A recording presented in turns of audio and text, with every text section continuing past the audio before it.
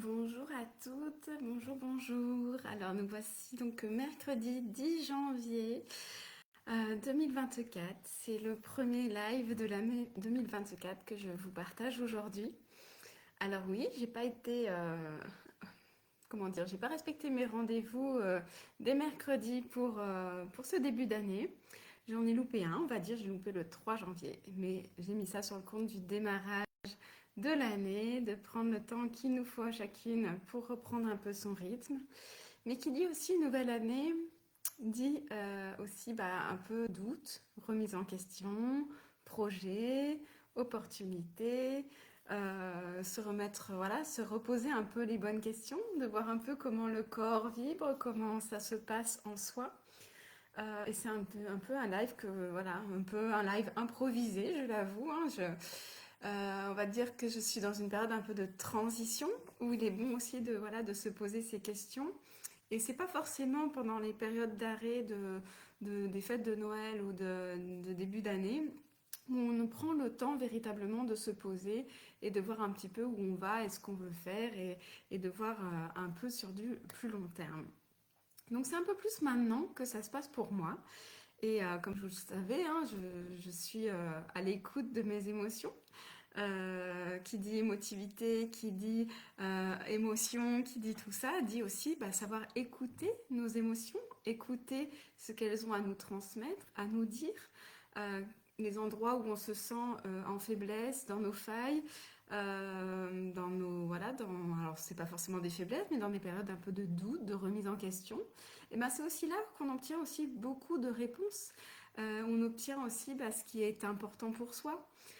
Qu'est-ce qui est important pour vous? Qu'est-ce qui est important pour cette nouvelle année? Qu'est-ce que vous avez fait en 2023 qui vous a plu et que vous aimeriez recommencer, reconduire, perfectionner, aller plus loin, aller de l'avant par rapport à ce que vous avez réussi, entrepris, ce qui a fonctionné pour vous, ce qui vous a comblé de joie, ce qui vous a comblé de bonheur. Donc c'est important d'être à l'écoute de vos ressentis, de vos émotions par rapport à ce que vous avez accompli en 2023 et de voir comment vous pouvez reconduire, renouveler cette joie, ce bonheur et tout ce qui vous a mis sur des joies positives pour vous en 2024. Mais il y a aussi tout ce qu'on peut peut-être regretter, tout ce qui nous met dans des doutes, dans des incertitudes, dans du manque de confiance en soi, tout ce qui fait que finalement, on se sent pas très bien, ça résonne pas très bien en soi. Mais est-ce qu'on ne peut pas justement être à l'écoute de tout ce qui s'est passé et de se dire, oui, il y a des endroits où effectivement, en 2023, il y a des choses qui n'ont pas fonctionné comme je le souhaitais, mais c'est pas pour autant des choses qui n'étaient pas, qui ne sont pas bonnes à reconduire pour 2024, par exemple. Peut-être que, parce que j'ai eu des doutes, parce que j'ai eu des peurs, parce que, il y a des moments, dans ma vie perso ou autre, ça ne résonnait pas, qui font que du coup on n'a pas été jusqu'au bout et que c'est peut-être pour ça qu'on est dans des regrets, des choses comme ça. Peut-être qu'en 2024, on peut reprendre ces choses-là où on n'a pas été au top, où on a manqué de confiance, où voilà, ça résonnait pas complètement. Peut-être qu'on peut les reprendre, soit de la même façon en allant jusqu'au bout, soit les reprendre et de se dire qu'est-ce que je peux faire pour améliorer, reprendre les choses différemment pour que ça se passe mieux en 2024 et que ça résonne mieux avec moi. Et puis il y a des choses, effectivement, qui sont abandonnées, qu'on a testées, qui nous ont pas plu, qui n'ont pas résonné en nous, qui n'ont pas été OK. Et c'est OK que ce ne soit pas OK. Et c'est pas grave. À ce moment-là, peut-être repropose. Soit on arrête là et c'est pas un souci. 2024 est une nouvelle année, on repart sur des choses, des bases nouvelles. Ou au contraire, se dire ça n'a pas fonctionné, mais par quoi je peux le remplacer? Est-ce qu'il y a des nouvelles choses qui seraient intéressantes pour moi? Des projets qui me viennent, des choses plus créatives, des choses différentes? Qu'est-ce qui vous vient? Comment ça résonne en vous, pour vous, cette nouvelle année 2024? Qu'est-ce que vous auriez aimé faire que vous n'avez pas encore fait et que vous pourriez envisager pour 2024? Si oui, comment? Quelles sont les étapes, les petits pas intermédiaires qui vous permettront d'atteindre cet objectif qui est peut-être un peu plus gros? Peut-être de voir s'il y a des choses qui vous paraissent une montagne et effectivement les découper sur toute cette année 2024 et de voir comment procéder. Voilà, comment reprendre un peu tout ce qui s'est passé dans votre année 2023 et de voir ce qui fait sens pour vous en 2024.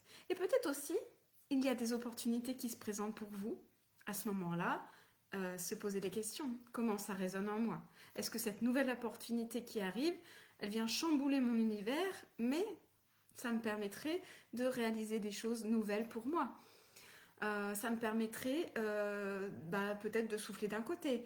Est-ce que ça me permettrait voilà, dès qu'il y a une opportunité auquel on n'a pas pensé au départ, forcément ça vient chambouler notre univers. Mais peut-être que c'est pour la bonne cause. Peut-être que c'est pour une bonne chose et que sur le moment, on se dit ah bah non, c'est pas une bonne idée parce qu'on commence à douter, on commence à perdre confiance, on commence parce que c'était pas quelque chose qu'on avait prévu. Donc le fait de chambouler, hop, on remet tout en question et ça peut perturber.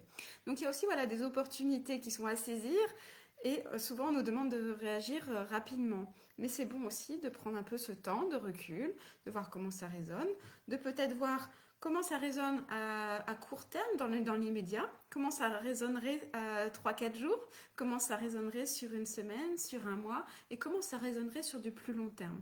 Voilà, les opportunités, peut-être que vous en avez, peut-être que vous n'en avez pas, peu importe, mais voilà, quelle que soit l'idée nouvelle que vous pouvez avoir, si ce n'est pas une opportunité, une idée nouvelle. Parce qu'une idée nouvelle, sur le moment, elle nous paraît merveilleuse, et puis finalement, quand on la met en place, eh bien, des fois, en fait, c'était pas une si bonne idée que ça. Donc, prendre en considération cette idée, voilà, à très très court terme immédiat, à moyen et puis à plus long terme. Comment ça peut résonner, comment ça peut agir et comment ça résonne à l'intérieur de vous. Et il y a aussi des choses qui sont des choses à abandonner pour cette nouvelle idée qu'on a. Parfois, on n'a pas la place dans notre planning, dans notre emploi du temps. Donc, qu'est-ce que je peux laisser qui finalement m'apporte pas tant de choses que ça, sur lequel je passe peut-être beaucoup de temps et qui n'est pas si important pour moi, ou qui, il y a des choses où on passe pas assez de temps et qu'il faudrait en passer un peu plus. Reconsidérer votre planning, revoir un peu comment ça peut s'harmoniser, comment tout peut se mettre en place. Soyez vraiment à l'écoute de vos ressentis. Peut-être poser tout ça par des couleurs, par des colonnes A, colonne B, mettre des couleurs. Quand je pose telle idée, comment est-ce que ça résonne? Quelle couleur me vient? Et si je pose, je ferme les yeux, je vois comment ça résonne en moi. Et puis il y a un nouveau mot qui vient. Je le pose, je remets une couleur. Et ce nouveau mot, comment est-ce qu'il résonne? Qu'est-ce qui se passe en moi? Pourquoi est-ce que ça résonne mieux que ça? Qu'est-ce que ça vient chercher en moi?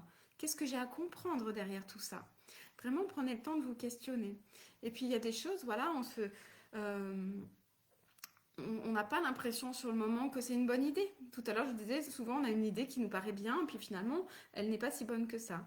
Et puis, il y a d'autres choses sur le moment qui nous paraissent pas du tout, ça résonne pas du tout sur l'instant. Mais quand on commence à y réfléchir sur du plus long terme, ça nous semble finalement plus intéressant et là, ça commence à résonner.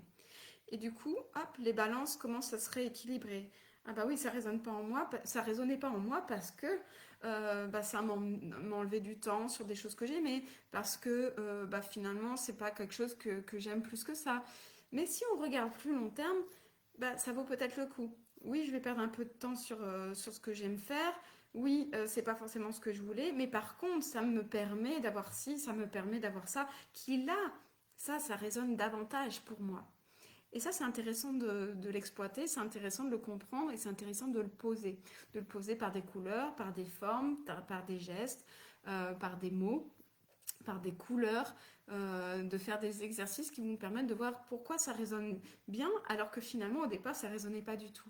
Oui, parce que en surface, c'est pas quelque chose qui plaît, mais par contre en arrière-plan, ça permet davantage de choses. Ça permet de se déployer, ça permet de se mettre en, comment dire, finalement d'accéder à des choses qui nous plaisent davantage. Alors, c'était important pour moi de vous parler de ça parce qu'il y a des choses là un peu en arrière-plan pour moi qui se passent un peu de cet ordre-là, donc quelque chose qui ne résonne pas dans un premier temps, mais qui finalement, si je regarde sur du plus long terme, ça commence à résonner, ça commence à prendre son ampleur, et puis être à l'écoute de ses valeurs.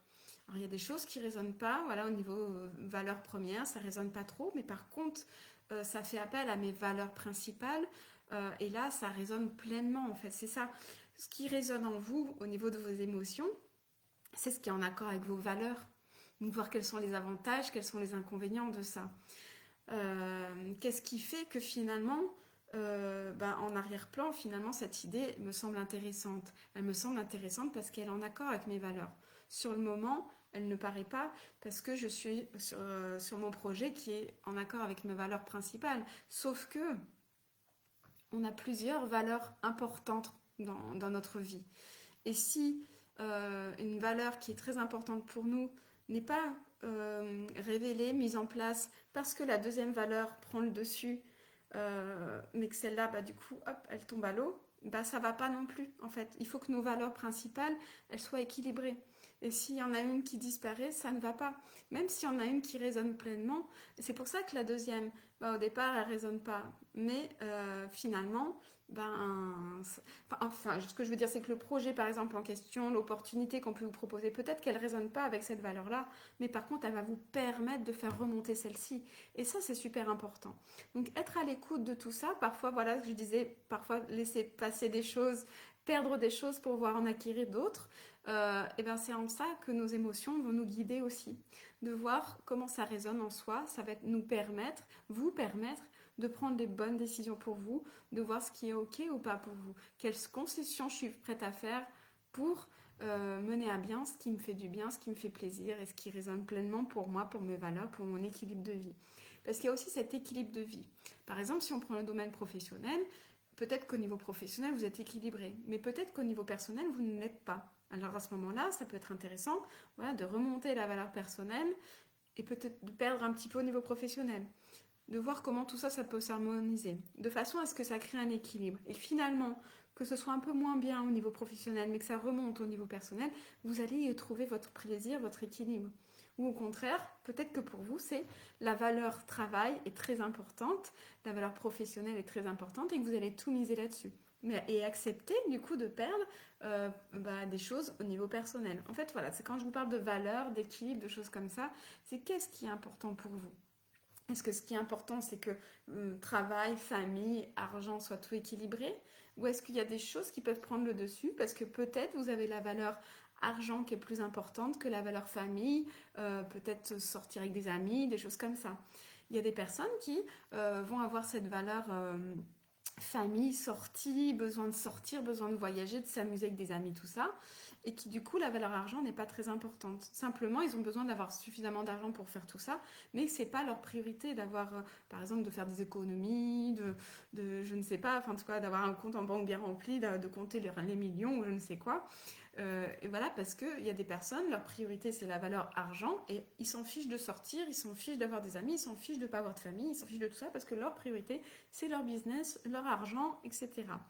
Donc voilà, donc chaque personne va avoir des priorités, des valeurs différentes et tout le monde a raison dans la mesure où ça résonne avec ses valeurs personnelles. Il n'y a pas une personne qui est plus méritante que l'autre parce que c'est celle qui a la valeur argent et qui va mettre par exemple de l'argent de côté toute sa vie mais qui va jamais rien faire n'a pas moins de valeur qu'une personne qui va dépenser qui va être tout le temps à découvert mais qui va dépenser tout son argent, donc peut-être acheter des vêtements, sortir avec des amis, boire des verres, aller au restaurant, etc.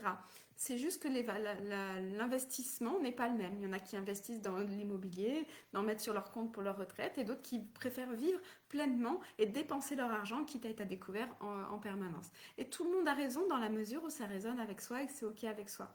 Là où c'est pas OK, c'est par exemple la personne qui a la valeur argent, qui se retrouve en difficulté financière, et bien du coup elle va pas se sentir bien, elle va pas être bien et ça va pas aller et au final ça résonne pas et en même temps la personne qui peut plus par exemple ne plus sortir avec des amis, plus rien faire parce que elle a pas les moyens non plus sans que la valeur argent soit importante, et bien elle va pas être bien non plus. Donc avoir suffisamment d'argent pour sortir avec ses amis, etc. ou avoir suffisamment d'argent pour mettre de côté pour de se sentir dans un équilibre, dans quelque chose de bien. Moi par exemple ma valeur ça va être plutôt la sécurité. J'ai pas forcément besoin de beaucoup d'argent. Par contre, j'ai besoin de me sentir en sécurité. Donc, dès que j'ai ma valeur argent, enfin, dès que j'ai l'argent qui manque, par exemple, eh ben, je me sens en insécurité. Du coup, mes émotions, hop, elles remontent, et ce qui fait que ça ne va pas. Tout ça parce que ma valeur sécurité n'est pas respectée. Donc, avoir beaucoup d'argent, pour moi, c'est pas forcément quelque chose qui résonne. Je vais me mettre en sécurité. Voilà, j'ai besoin d'avoir suffisamment d'argent pour me mettre en sécurité. Je ne vais pas forcément le dépenser à droite à gauche dans plein de choses. J'ai simplement voilà, besoin de me sentir en sécurité, de savoir que je peux payer mes factures, que je peux vivre bien, que si j'ai besoin de faire un resto ou deux dans l'année ou pas, je peux, que si je peux offrir un cadeau à quelqu'un, je peux. En fait, voilà, j'ai simplement besoin de me sentir en sécurité. J'ai pas besoin de somme d'argent absolue, j'ai pas besoin de sortir avec des tas d'amis, j'ai pas besoin de tout ça. J'ai simplement besoin, moi, pour mon équilibre personnel, de me sentir en sécurité. Donc du coup, par rapport à cette année 2024, comment ça se passe par exemple Si je prends mon cas, j'ai besoin de sécurité. Eh bien, je vais regarder mon année 2023, de voir où est-ce que je me suis sentie en sécurité, où est-ce que je ne me le suis pas sentie, qu'est-ce qui m'a permis d'être en sécurité, qu'est-ce qui m'a permis mise en insécurité et qui a fait que mes émotions étaient bouleversées. Comment je peux faire maintenant en 2024 en tenant compte de ce que je connais sur mes attitudes, sur comment ça s'est passé pour moi en 2023, pour en tirer des leçons et faire en sorte qu'en 2024, eh bien, je me sente en sécurité toute l'année. Comment je peux faire pour que mon activité me permette de me sentir en sécurité, mais aussi, parce que moi j'ai besoin de ça, de me sentir épanouie, joyeuse, heureuse. Et ce qui est important, par exemple, c'est non seulement de me sentir en sécurité. Pourquoi? C'est de me sentir en sécurité. Pourquoi, pardon? Parce que j'ai pas envie de vous transmettre mon insécurité au travers de l'argent, au travers, c'est-à-dire au niveau des séances individuelles, des séances découvertes, des choses comme ça. Je n'ai pas envie de vous transmettre mon insécurité. Donc si je veux pas vous transmettre mon insécurité, il faut que je me sente en sécurité. Donc comment ça peut se passer? Soit effectivement, je trouve des moyens pour vendre mon accompagnement et vivre de mon activité. Euh, je trouve des moyens pour que ça se passe de façon à ce que je n'ai pas besoin de vous transmettre ça puisque je suis bien et que du coup je vis pleinement mes séances totalement bien et je suis vraiment dans la transmission pour vous, je suis vraiment là pour vous et c'est vraiment là le cœur de mon activité d'être là pleinement pour vous et de ne pas vous faire ressentir cette insécurité. Donc comment je peux faire? Soit c'est trouver éventuellement un job à côté qui me permettrait d'avoir une sécurité financière qui fait que je pourrais pleinement vivre de mon activité dans le plaisir, dans la joie et la transmission avec vous.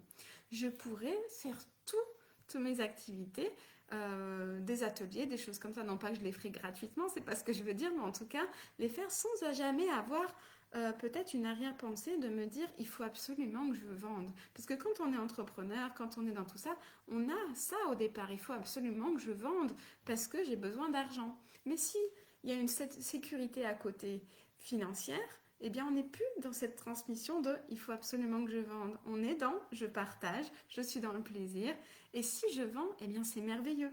C'est un plus, c'est un avantage, c'est une reconnaissance personnelle, c'est plein de choses, mais on n'est pas dans cette recherche-là. On est vraiment dans la transmission de comment je peux vraiment aider la personne, comment je peux vraiment lui transmettre tout ce que j'ai à lui transmettre et que je souhaite lui transmettre pour le bien-être de cette personne-là, parce que si je suis dans la transmission, c'est bien pour aider une personne. Et donc le résultat, c'est pas l'argent, le résultat, c'est d'aider et de transmettre à la personne le meilleur de soi pour qu'elle puisse justement se sentir le mieux possible.